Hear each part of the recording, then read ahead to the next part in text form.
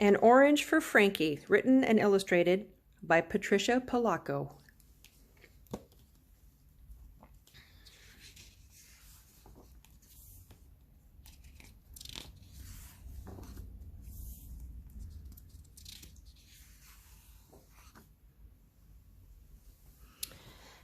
Every time I peel an orange and inhale the scent of it and feel the mist that sprays from its skin, I think of a very special Christmas and a flaxen-haired boy who lived many years before I was ever born.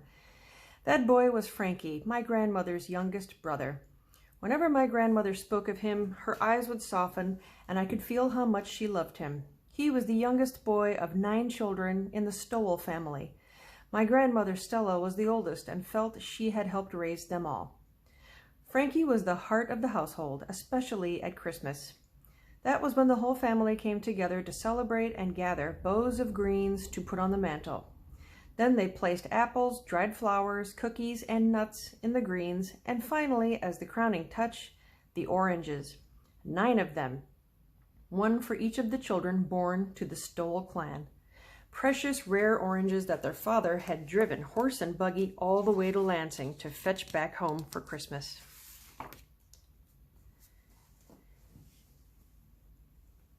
It was early winter. A morning mist lingered over the frosty fields in Lock Center.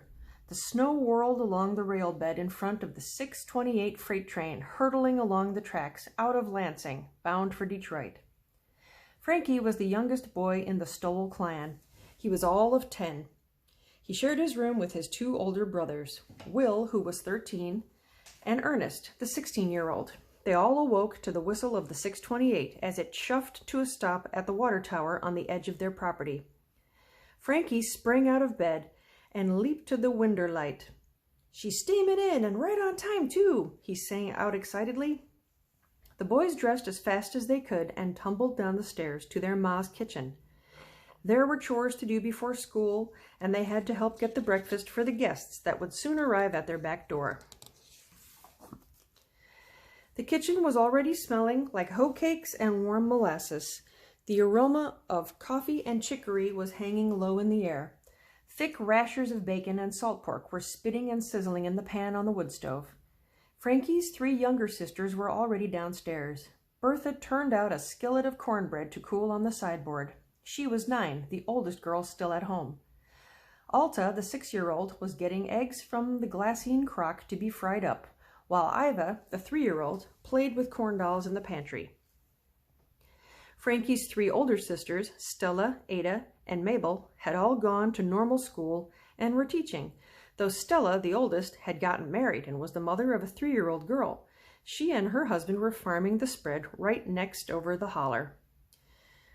"Look, it's Mr. Dunkel. He's the engineer today," Will announced as he looked out the kitchen window light. Their ma looked and smiled, then surveyed the raggedy men, hobos who were coming up to the house behind him. Mrs. Stowell swung open the back door and handed the engineer a stoking cup of hot coffee. "Step in. Looks like that cold out there is blowing hard up your back," she called out. Then she served up a plate of hot hoe cakes for him. "You boys see to it those men out there get washed up and full of hot grub too," she said as she drizzled molasses on the hoe cakes and motioned to the 4 men huddling together. Ernest, Will, and Frankie toted baskets of food to the back door. Bertha set out a bucket of steaming water with a chunk of lye soap and a towel.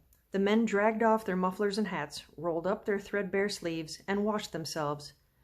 "Much obliged," they muttered. Mr. Dunkel, like most of the engineers and bulls on this line, wasn't supposed to allow hobos on his train, but he knew times were hard and that those men got very little kindness from this old world, so he turned a blind eye. Frankie kept the hobos' cups filled with hot coffee. Most of them had come through before, except one. Frankie noticed that the man couldn't stop shivering. Wearing a fur hat but a threadbare coat, he seemed much older than the others. He smiled warmly when Frankie filled his cup. Mrs. Stowell chatted with the men. She always called the travelers Mr., even though they had names like Boxcar Eddie, or Too Tall Jake, or Bull Trip Charlie. "What's your name, mister?" Frankie finally asked the old man. The man's eyes softened. "Jump Up Billy," he said. When he reached up for Frankie to fill his cup again, Frankie could see under his coat. He didn't even have a shirt. Frankie raced up to his room and pawed through his sweater drawer. Most of the sweaters were too little for Frankie, let alone for a big old man like Jump-Up Billy. Then Frankie pulled out his best sweater, the only one that would be big enough.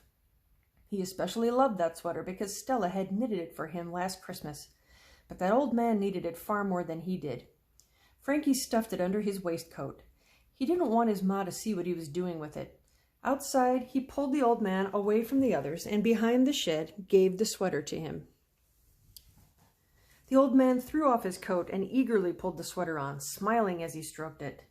"Now ain't this purty," he whispered. "There's fire in her belly, boys. Time to set to rails," Mr. Dunkel called out after bolting down the last cup of his coffee. Frankie hurriedly helped the old man on with his coat. "Best victuals this side of the Rockies, missus," Mr. Dunkel called out as he and the hobos crossed the field to the waiting train. When all of the hobos had crawled into their open boxcars, they lifted their hats and waved as the 628 blew its whistle and jolted to a start. The big iron wheels pumped and spun in place as billows of steam hissed and puffed with each turn. Finally, the train jerked, all of the cars made a clanging sound, and the train was underway. As Mrs. Stoll and the others went into the house, Frankie watched that train until it disappeared, its whistle growing fainter and fainter. It made Frankie think about his pa. Christmas was almost here. Pa should have been back by now. Frankie was looking forward to gathering the bows of greens for the mantel, but the oranges were always the crowning touch. 9 of them, 1 for each of the Stoll children. Their father had driven horse and buggy all the way to Lansing to fetch those precious oranges back home in time for Christmas. Mr. Dunkel had said that there was powerful bad weather up Lansing way. "It has to be the weather holding Pa up," Frankie hoped to himself.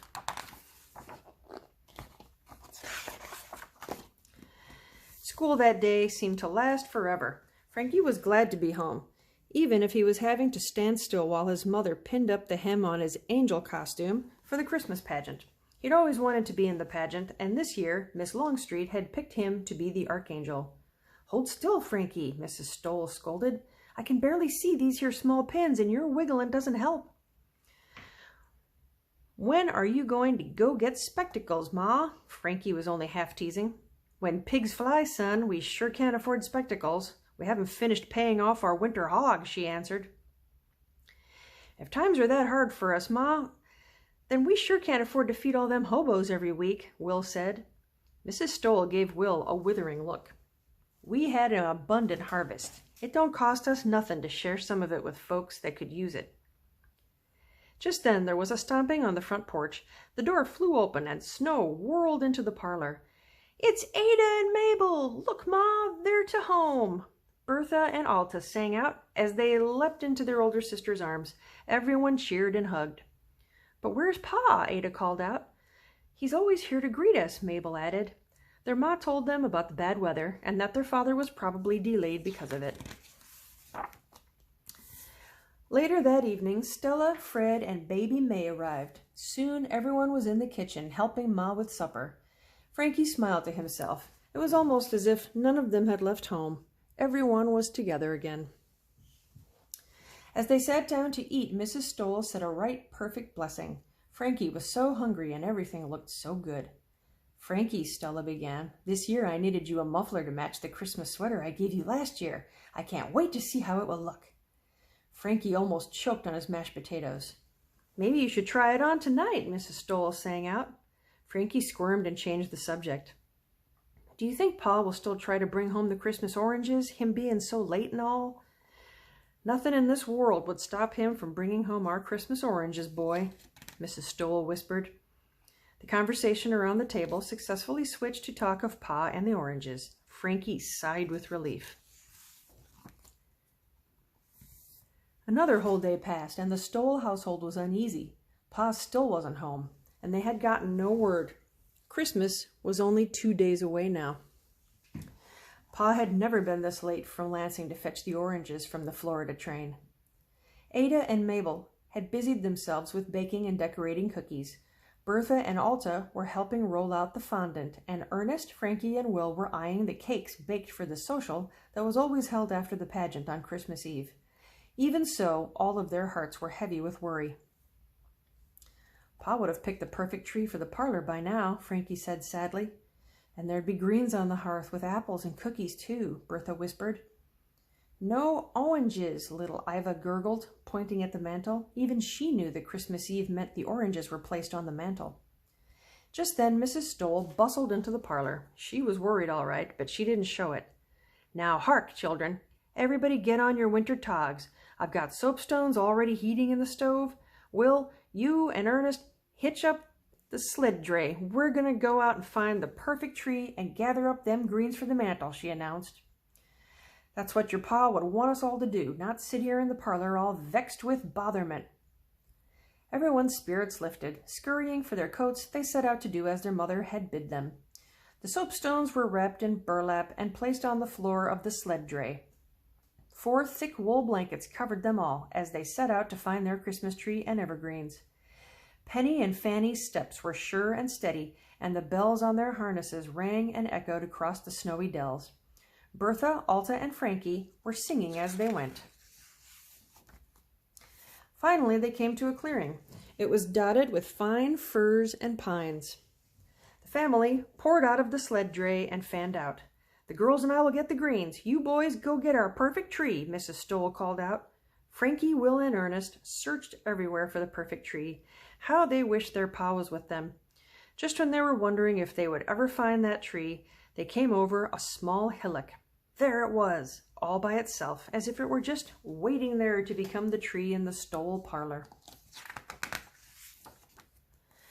There, doesn't that just look grand, Mrs. Stoll cooed that night as she adjusted the last clump of greens on the mantel.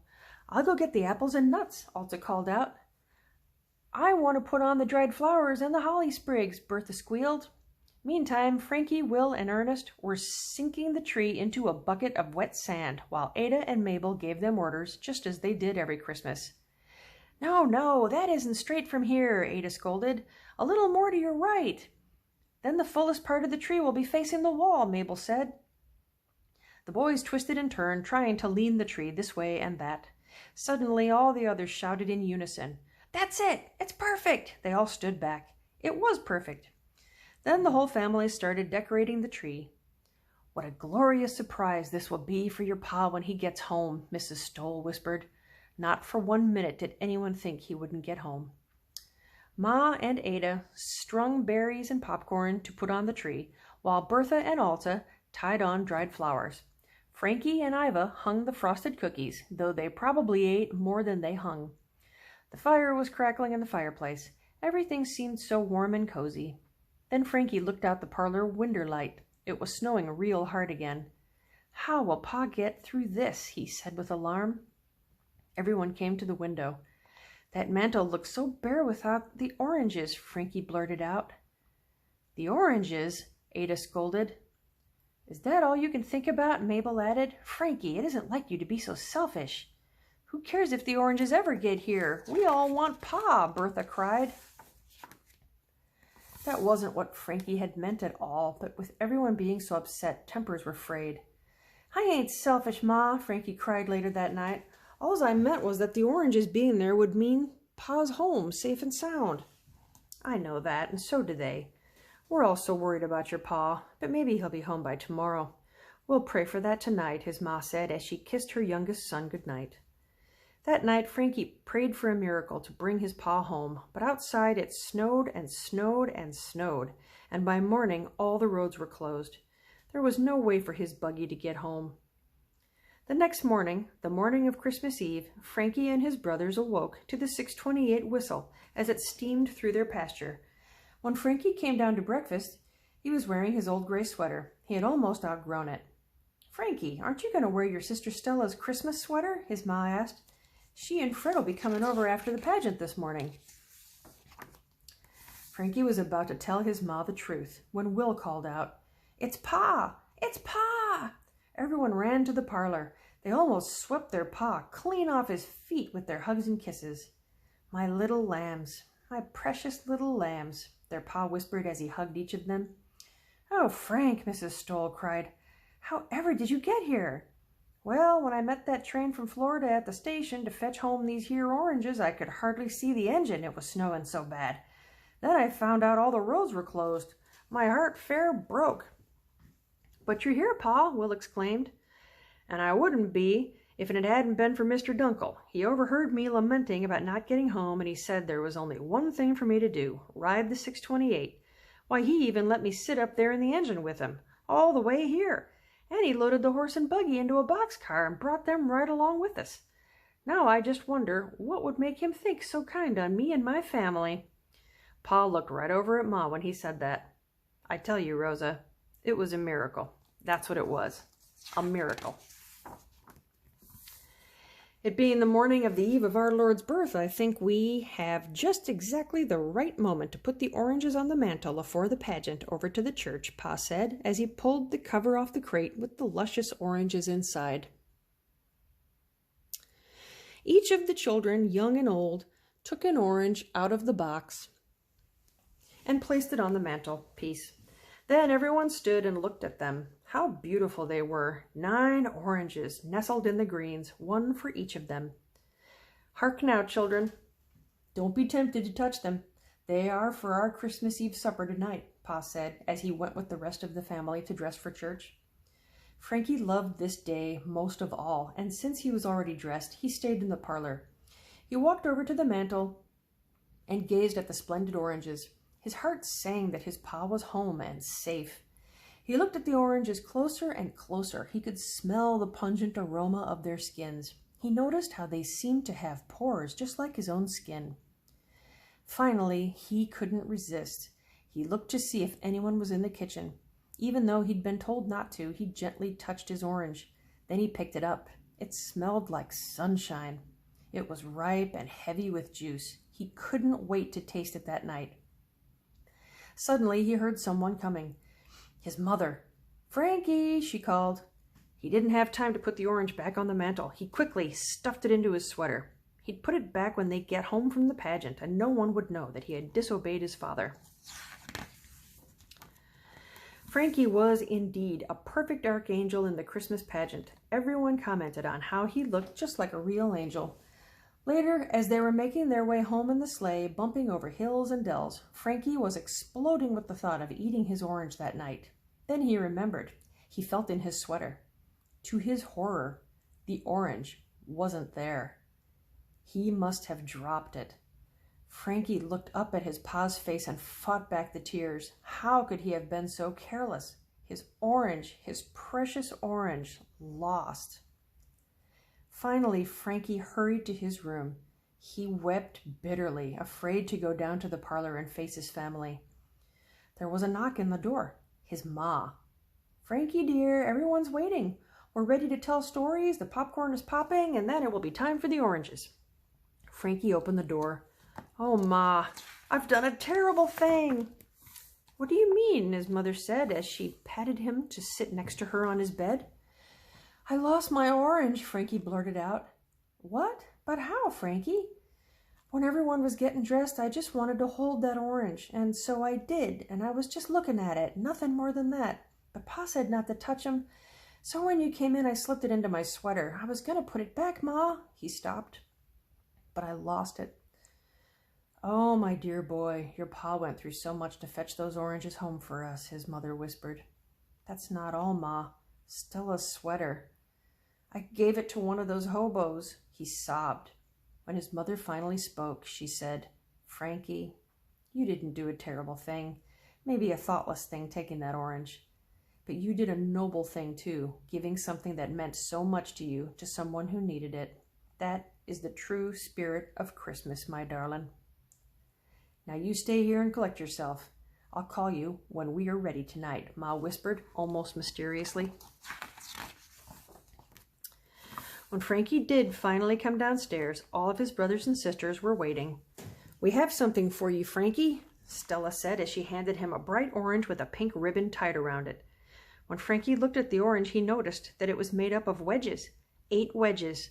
The ribbon held them together. He looked at all of his brothers and sisters. Each of them held out his or her orange. A section of each was missing. They had all given him a wedge of their own orange to make an orange for Frankie. "Our family is like your orange, Frankie," their pa said softly. "Love holds us together like that there ribbon." That was the most splendid Christmas ever for Frankie and for all the Stolls. The oranges were eaten, all 9 of them savored down to the last bite. Stories were told in front of the fireplace. Popcorn was popped and eaten, and hot chocolate was slurped down with gusto. And when the family was snug in their beds that night, Frankie's ma and pa looked in on him. They would tell for years to come how beautiful he was, that he looked like a sleeping angel, and how precious that particular Christmas was to all of them. It was always known ever after as Frankie's Christmas. Generations have passed since that day. Our dear Frankie never made it past childhood. That Christmas was his last. But the descendants of Stella and of her sisters and brothers still set out greens with oranges on their stoves or mantles. We all do this every Christmastide. When the season ends, we always feel a little sad as we remove the mantle greens and oranges. The bows are tinder dry. The oranges are leathery and brown. All except one, a Christmas miracle, we suspect. In all of our households, there always seems to be one single orange that is as fresh as the day it was placed there. We call it, in my family, Frankie's orange.